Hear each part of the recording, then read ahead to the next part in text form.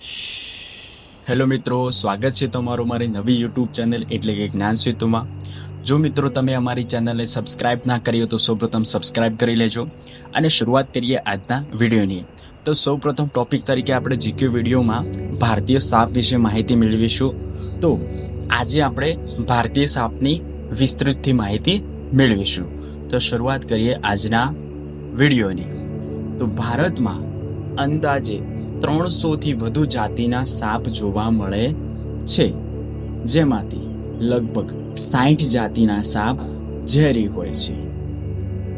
પ્રથમ પ્રશ્ન, સૌથી વધુ લંબાઈના સાપની પ્રજાતિ કઈ હોય છે? આ પ્રશ્નનો જવાબ છે રેટિક્યુલેટેડ પાયથન, કે જેને જાળીદાર અજગર પણ કહેવામાં આવે છે. આ સાપની આપણે ઇમેજ જોઈ શકીએ છીએ. નેક્સ્ટ પ્રશ્ન, સૌથી ટૂંકો સાપ કયો હોય છે? આ પ્રશ્નનો જવાબ છે થ્રેડ સ્નેક. મિત્રો, આ સાપની આપણે ઇમેજ જોઈ શકીએ છીએ કે આ સાપ ખૂબ જ નાનો હોય છે અને દેખાવમાં અળસિયા જેવો લાગે છે. બીજું, આ સાપ બિનઝેરી છે, એટલે તેનાથી માનવ જીવનને કોઈ પણ પ્રકારનો ભય હોતો નથી. નેક્સ્ટ પ્રશ્ન, દુનિયાનો સૌથી લાંબો ઝેરી સાપ કયો હોય છે? આ પ્રશ્નનો જવાબ છે કિંગ કોબ્રા, એટલે કે નાગરાજ. મિત્રો, આ સાપને આપણે ઇમેજ જોઈ શકીએ છીએ. વાત કરવામાં આવે કિંગ કોબ્રાની, તેનો મુખ્ય ખોરાક અન્ય સાપ હોય છે, જેમાં ઝેરી સાપ પણ સામેલ હોય છે. બીજું, કિંગ કોબ્રા 13 થી 15 ફૂટ સુધી લાંબો થઈ શકે છે. ભારતમાં જમીન પરનો સૌથી વધુ ઝેરી સાપ કયો હોય છે? મિત્રો, આ પ્રશ્નનો જવાબ છે કાળોતરો, એટલે કે ક્રેટ. મિત્રો, આ સાપની આપણે ઇમેજ જોઈ શકીએ છીએ.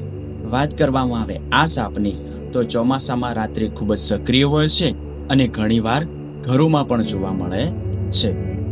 કાળોતરાનું ઝેર એટલું બધું શક્તિશાળી હોય છે કે તેના એક ટીપાથી ઘણા બધા માણસો મરી શકે છે. જોઈએ બીજો સાપ. દુનિયાનો સૌથી વધુ ઝેરી સાપ કયો હોય છે? તો દુનિયાનો સૌથી વધુ ઝેરી સાપ હોય છે વર્બા ગ્રીન સ્નેક. મિત્રો, આ સાપને આપણે ઇમેજ જોઈ શકીએ છીએ. નેક્સ્ટ પ્રશ્ન, સાપની જાતોમાં સૌથી વધુ બુદ્ધિશાળી સાપ કયો હોય છે? મિત્રો, આ પ્રશ્નનો જવાબ છે ધી રેટલ બિયરિંગ પીટ વાઇપર. મિત્રો, આ સાપને આપણે ઇમેજ જોઈ શકીએ છીએ. દુનિયામાં જમીન પર સૌથી ઝડપી ચાલતો સાપ કયો હોય છે? મિત્રો, આ પ્રશ્નનો જવાબ છે બ્લેક મામ્બા. મિત્રો, આ સાપની પણ આપણે ઇમેજ જોઈ શકીએ છીએ.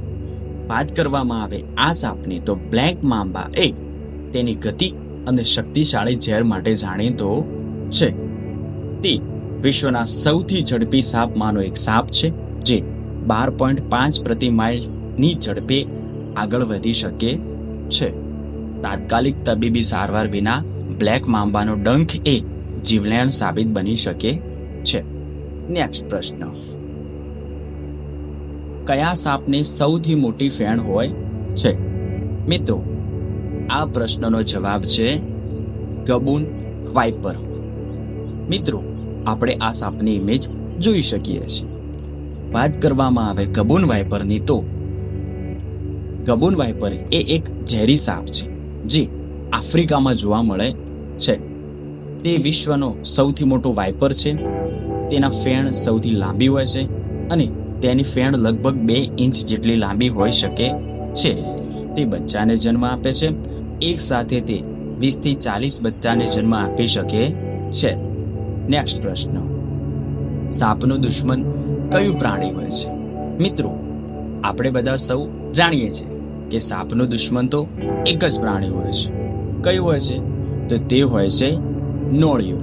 મિત્રો, આપણે અનેકવાર સાપ અને નોળિયાની લડાઈ તો જોઈ જશે. દુનિયામાં કયો સાપ ફક્ત માળો બાંધે છે? મિત્રો, આ પ્રશ્નનો જવાબ છે કિંગ કોબ્રા. આ સાપની આપણે ઇમેજ જોઈ શકીએ છીએ. વાત કરવામાં આવે કિંગ કોબ્રાની તો કિંગ કોબ્રા દુનિયાનો સૌથી લાંબો ઝેરી સાપ છે અને તે સામાન્ય રીતે 10 થી 15 ફૂટ સુધી લાંબો હોઈ શકે છે. માદા કિંગ કોબ્રા પોતાના ઈંડા મૂકવા માટે માળો બનાવે છે અને તેના ઈંડાની રક્ષા પણ કરે છે. માદા કિંગ કોબ્રા પોતાના માળા અને ઈંડાનું ખૂબ જ રક્ષણ કરે છે. તે કોઈ પણ પ્રાણીને નજીક આવવા દેતી નથી. નેક્સ્ટ પ્રશ્ન, દુનિયામાં ગુજરાતમાં કયા ઝેરી સાપ જોવા મળે છે? મિત્રો, ગુજરાતમાં ઘણા બધા ઝેરી સાપ જોવા મળે છે, જેમાં છે કાળોતરું. મિત્રો, આ સાપની પણ આપણે ઇમેજ જોઈ શકીએ છીએ. નેક્સ્ટ, નાગ એટલે કે કોબ્રા. આ પણ સાપની આપણે ઇમેજ જોઈ શકીએ છીએ. વાત કરવામાં આવે કિંગ નાગરાજની તો ગુજરાતમાં નાગ જોવા મળે છે અને ખાસ કરીને ખેતરો અને જંગલોમાં પણ જોવા મળે છે. કેટલાક લોકો તેને પાળતા પણ હોય છે. નાગને પાણીની નજીક પણ જોઈ શકાય છે કારણ કે તે સારો તરવૈયો છે. કેટલીક વાર ઝેરની પિચકારી છોડીને આંખમાં બળતરા પણ કરી શકે છે, જેનાથી વ્યક્તિ આંધળી પણ થઈ શકે છે. નેક્સ્ટ સાપ, ખડચિત્રો. મિત્રો, આપણે ખડચિત્રાની ઇમેજ પણ જોઈ શકીએ છીએ. વાત કરવામાં આવે ખડચિત્રાની તો તેને રસલ વાઇપર તરીકે ઓળખવામાં આવે છે અને એ ગુજરાત સહિત ભારતમાં જોવા મળતો એક અત્યંત ઝેરી સાપ છે.